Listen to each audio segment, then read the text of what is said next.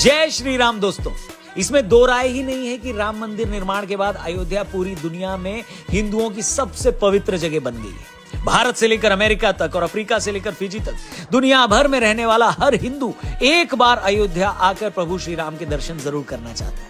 लोगों की श्रद्धा का तो ये आलम है कि 22 जनवरी को अयोध्या में बाहरी गाड़ियों के आने की मनाही थी, तो लोग 100 किलोमीटर दूर से ही अयोध्या के लिए पैदल निकल पड़े। 22 जनवरी की रात अयोध्या धाम पहुंचे तो पता लगा कि सारे होटल बुक हैं। मगर प्रभु को लेकर आस्था ऐसी थी कि सारी रात लोगों ने ठंड में जागकर सड़क पर ही गुजार दी और फिर 23 जनवरी को दर्शन करने के लिए सुबह 5 बजे से लाइनों में लग गए। और ये किसी एक या दो लोगों की नहीं बल्कि हजारों लोगों की कहानी है।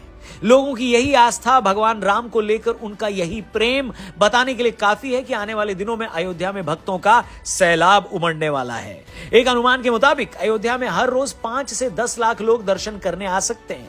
मतलब एक साल के अंदर 20 करोड़ श्रद्धालु रामलला के दर्शन करने अयोध्या आएंगे। अब इन करोड़ों श्रद्धालुओं को ठहरने के लिए सैकड़ों होटल चाहिए होंगे। इन्हें एक जगह से दूसरी जगह जाने के लिए टैक्सियां चाहिए होंगी। यहां आने वाला हर श्रद्धालु अगर 10,000 रुपए भी खर्च करे तो एक साल में सिर्फ अयोध्या में होने वाली कमाई दुनिया की कई देशों की पूरी जीडीपी से भी ज्यादा हो जाएगी। अकेले अयोध्या ही नहीं, अयोध्या से 100 किलोमीटर दूर तक रहने वाले हर किसान, दुकानदार, व्यापारी की लाइफ हमेशा हमेशा के लिए बदल जाएगी। बिजनेस एक्सपर्ट्स का मानना है कि अकेले श्री राम जी का मंदिर ही यूपी को कुछ सालों में $1 ट्रिलियन की इकोनॉमी बनाने में बड़ा रोल निभा सकता है। अकेले राम मंदिर इतने लोगों को रोजगार दे देगा जितना सैकड़ों हजारों फैक्ट्रियां भी मिलकर नहीं दे सकती।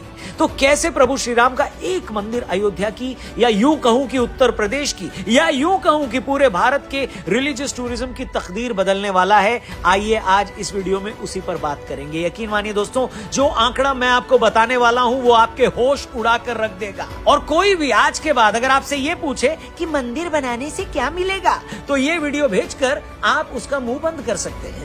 ठीक है, तो आइए ऐसे लोगों का मुंह बंद करने की कार्यवाही शुरू करते हैं। वीडियो पसंद आए तो प्लीज इसे दबाकर शेयर करना, अपने दोस्तों, यारों, रिश्तेदारों तक पहुंचाना और कमेंट सेक्शन में जाकर एक बार जरूर लिखना।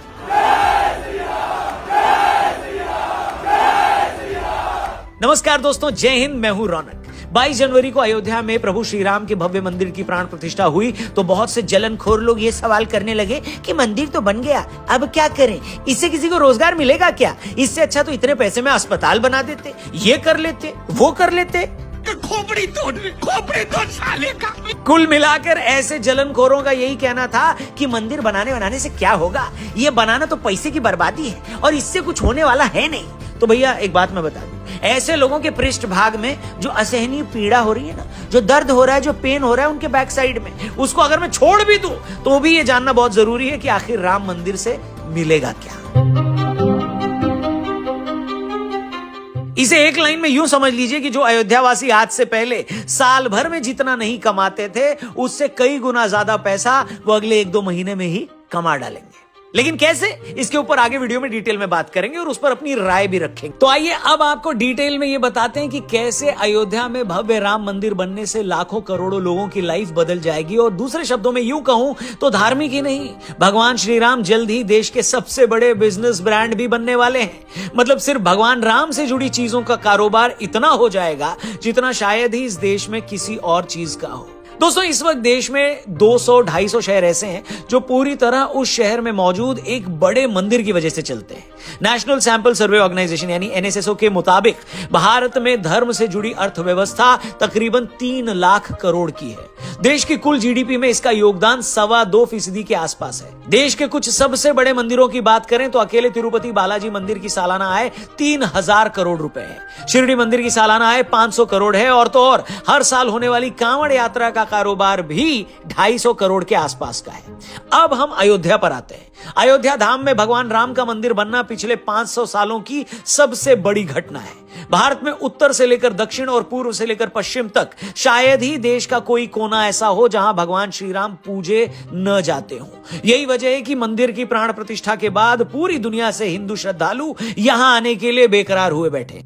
जय श्री राम। जय श्री राम। एक ग्लोबल ब्रोकरेज फर्म के मुताबिक हर साल कम से कम 5 करोड़ श्रद्धालु अयोध्या आएंगे। कुछ एजेंसीज का तो मानना है कि यह फिगर 10 करोड़ तक जा सकता है। इससे उत्तर प्रदेश को हर साल 25 से 30 हजार करोड़ की आमदनी होगी। मतलब अयोध्या के मेकओवर पर खर्च हुए 80 हजार करोड़ रुपए तो ऐसा लग रहा है सिर्फ 3 साल में ही पूरे हो जाएंगे। इस तरह राम मंदिर बनने के साथ ही अयोध्या में hotels, airlines, hospitality, FMCG, travel, cement समेत तमाम ऐसे सेक्टर्स हैं जिनको बम्पर फायदा होने वाला है। हालत यह कि 2020 में अयोध्या पर सुप्रीम कोर्ट का फैसला आने के बाद से अब तक प्रॉपर्टी के प्राइस 4 गुना से 20 गुना तक बढ़ चुके हैं। ताज ग्रुप यहां 2 5 स्टार होटल का कंस्ट्रक्शन शुरू कर चुका है। हयात और ओबरॉय भी यहां पर 5 स्टार होटल ला रहे हैं। इस वक्त अयोध्या में कुछ ही होटल है, अभी यहां 75 नए होटल पाइपलाइन में। ओयो ग्रुप भी यहां 1000 होटल रूम्स और जोड़ने की कोशिश कर रहा है। अब भैया जो लोग ये पूछ रहे थे कि राम मंदिर से क्या फायदा होगा, उनकी जानकारी के लिए बता दें कि अगर किसी शहर में एक नॉर्मल सा 2 स्टार होटल 20 कमरों वाला भी खुलता है तो वहां शेफ से लेकर मैनेजर, हाउसकीपिंग और बाकी स्टाफ को मिलाकर 20, 30, 40 से 50 लोगों तक का स्टाफ चाहिए होता है। मैं यहाँ छोटे से छोटे होटल की बात कर रहा हूं बॉस। अब इन होटलों में काम करने के लिए सारा स्टाफ दूसरे शहरों से तो आएगा नहीं। हो सकता है कोई सीनियर मैनेजर आ जाए या कोई शेफ आ जाए, मगर बाकी लोग तो लोकल ही रखने ना पड़ेंगे। हेलो, इस तरह सीधे सीधे एक होटल में 20, 30 से 40 लोगों को रोजगार मिल सकता है। 40 लोगों को रोजगार देने का मतलब है इतने ही परिवारों का पेट भरा जाएगा। अब आने वाले 2 सालों में अयोध्या में और उसके आसपास ऐसे 500 होटल भी खुलते हैं तो आप अंदाजा लगाइए कि अकेले हॉस्पिटैलिटी इंडस्ट्री से कितने लोगों को एम्प्लॉयमेंट मिलने वाला है। बताइए। इतना ही नहीं, यूपी सरकार ने तो होम स्टे योजना चलाकर आम लोगों को ही यह ऑफर दे दिया है कि वो अपने घर को होम स्टे में तब्दील करके अपने घर से ही कमाई कर सकते हैं। अब तक 600 घरों को सरकार की इस होम स्टे योजना से जोड़ा जा चुका है। अयोध्या के अधिकारी तो खुशी खुशी ये बता रहे हैं कि इस होम स्टे योजना के बाद जो लोग अयोध्या में अपना घर छोड़कर कहीं और चले गए थे कमाने खाने, वो अपने घरों में होम स्टे चलाने दोबारा अयोध्या आ गए हैं। मतलब क्या कमाल कमाल के चेंजेस हो रहे हैं, आप उसका अंदाजा भी नहीं लगा सकते। अभी तो मैं सिर्फ होटल इंडस्ट्री की बात कर रहा हूं। सभी जानते हैं कि किसी शहर में अगर कोई टूरिस्ट जाता है तो होटल धर्मशाला में ही रुकता है, वो बाहर रेस्टोरेंट और ढाबे में खाना खाने जाता है, तो भैया ढाबे वालों का भी कारोबार बढ़ेगा। वही टूरिस्ट अगर शहर में एक जगह से दूसरी जगह जाने के लिए टैक्सी लेगा तो ट्रांसपोर्ट वालों की भी चांदी होगी। यही टूरिस्ट मंदिर में चढ़ाने के लिए फूल लेगा, प्रसाद लेगा, सुवेनियर शॉप से सुवेनियर लेगा, वो सरयू के घाट पर जब जाकर दिए जलाएगा तो दिए भी लेगा। मतलब मैं एक मंदिर से पैदा होने वाले सारे कारोबार अगर यहां गिनाने लगूं तो शायद पूरा एपिसोड इसी में निकल जाए। और ऐसा नहीं है कि राम मंदिर का फायदा सिर्फ अयोध्या तक ही रहने वाला है। अयोध्या के आसपास गोंडा से बाराबंकी, अमेठी, अंबेडकर नगर, सुल्तानपुर, सबको इसका बेनिफिट मिलेगा। सच तो यह है कि लाखों श्रद्धालुओं के आने के बाद अकेले अयोध्या हर चीज की डिमांड पूरी नहीं कर पाएगा। इतने लोगों के आने से फल, सब्जियों और दूध की जो डिमांड बढ़ेगी उसका सीधा फायदा किसानों को होगा। फैक्ट तो यह है भैया कि अयोध्या में जो डिमांड पैदा होने वाली है उसे प्रयागराज, गोरखपुर और वाराणसी जैसे पड़ोसी जिलों को मिलकर पूरा करना पड़ेगा। अच्छा, यहां मैं एक बात और जोड़ दूं कि जो भाई लोग मंदिर को हिंदू और मुस्लिम से जोड़कर यह साबित करने पर तुले हैं कि इससे तो एक वर्ग खुश नहीं है, अरे भैया, जब मंदिर से हर गली कूचे को फायदा होगा तो क्या वो फायदा किसी एक खास धर्म के आदमी को ही होगा क्या? जो मुस्लिम भाई अयोध्या में रेस्टोरेंट या होटल खोलकर बैठे हैं, क्या मंदिर की कृपा उन पर नहीं बरसेगी क्या? और क्या उनके यहां लोग खाना खाने नहीं जाएंगे? हेलो, अगर वो इन इलाकों में गाड़ी चलाएंगे तो क्या टूरिस्ट उनकी गाड़ी में आकर नहीं बैठेगा? बिल्कुल बैठेगा। उस एरिया में अगर उनकी जमीन है तो क्या उनकी जमीनों के दाम 10 गुना नहीं बढ़े हैं क्या?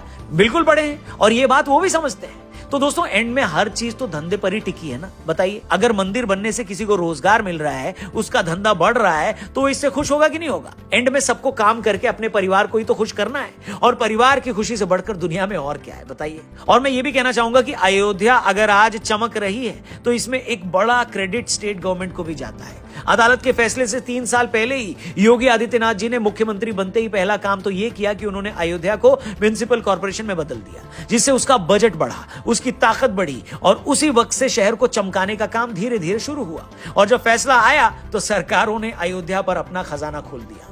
अयोध्या में राम मंदिर से 7 किलोमीटर दूर 14 बीघा जमीन पर 219 करोड़ रुपए लगाकर नया बस अड्डा बनाया गया है। मंदिर से बस कुछ ही दूरी पर 250 करोड़ रुपए लगाकर रेलवे स्टेशन को अपग्रेड किया गया है, और 1450 करोड़ रुपए लगाकर नए एयरपोर्ट का पहला फेज का काम पूरा कर लिया गया है।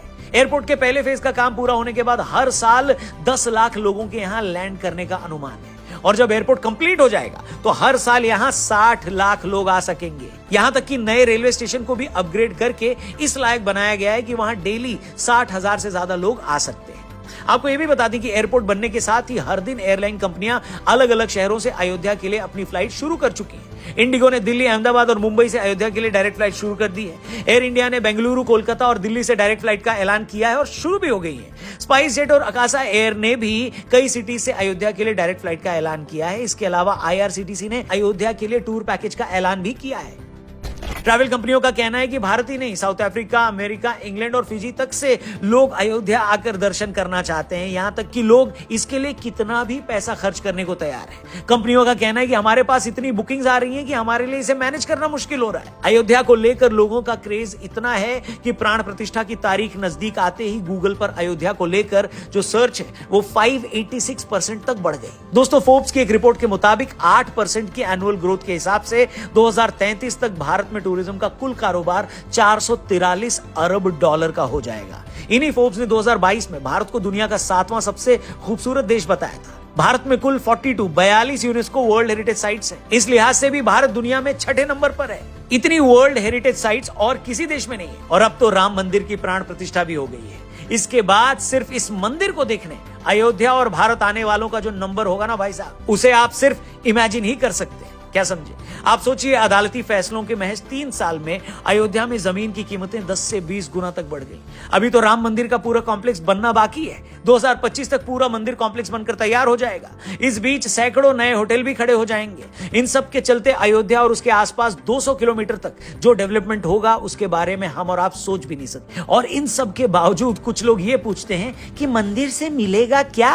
अरे चचा, अरे ओ डैश वाले चचा, मंदिर से हम भक्तों को खुशी और प्रभु राम का आशीर्वाद तो मिलेगा ही, साथ ही मंदिर से इतने लोगों को रोजगार भी मिलेगा जितना कोई बड़े से बड़ा कारोबार भी नहीं दे पाए। इसीलिए मैंने शुरू में कहा है कि प्रभु राम भारत के सबसे बड़े धार्मिक ब्रांड ही नहीं, सबसे बड़े बिजनेस ब्रांड भी बन गए। बाकी तो जैसा मैंने पिछले वीडियो में कहा था कि भगवान श्री राम के मंदिर का न बनना इस देश की आत्मा पर बहुत बड़ा बोझ था। प्रभु श्री राम की संतान होने के नाते ये एक ऐसा अधूरा फर्ज था जो हमें सालों पहले पूरा कर देना चाहिए था। और आज सैकड़ों सालों बाद आत्मा से वो बोझ दूर हुआ है, वो फर्ज पूरा हुआ है, तो इस देश की किस्मत भी जरूर मुस्कुराएगी। भगवान तो आए ही हैं, उनके साथ लक्ष्मी जी भी आएंगी। मेरी यही प्रार्थना है कि भगवान श्री राम के मंदिर के इस प्रताप से इतने लोगों का पेट भरे, इतने लोगों को रोजगार मिले, इतने लोगों के बच्चों को खुशियां मिलें कि वो कभी खत्म ही ना हो।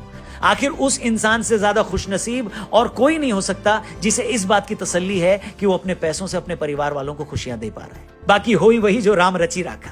प्रभु श्री राम के चरणों में हम सब की तरफ से सादर नमन और वंदन। उम्मीद करते हैं कि राम मंदिर से जुड़ा हमारा ये वीडियो भी आपको पसंद आया होगा। अच्छी लगी हो ये वीडियो तो प्लीज इसे और भी लोगों तक पहुंचाइए, शेयर करिए और उन सब तक तो जरूर पहुंचाइए जो ये आपसे सवाल पूछते थे कि राम मंदिर बनने से फायदा क्या होगा, क्या किसी को रोजगार मिलेगा, अरे वहां अस्पताल बना दो, स्कूल बना दो। उन तक ये वीडियो पहुंचा दो, ये आपकी जिम्मेदारी है कि नहीं। बाकी हमारे चैनल को भी जरूर सब्सक्राइब करना, फेसबुक पे देख रहे हो तो हमारे पेज को जरूर लाइक करना, इंस्टाग्राम पे भी राम राम जरूर बोलना। आज के वीडियो में फिलहाल इतना ही, अपना ख्याल रखिए।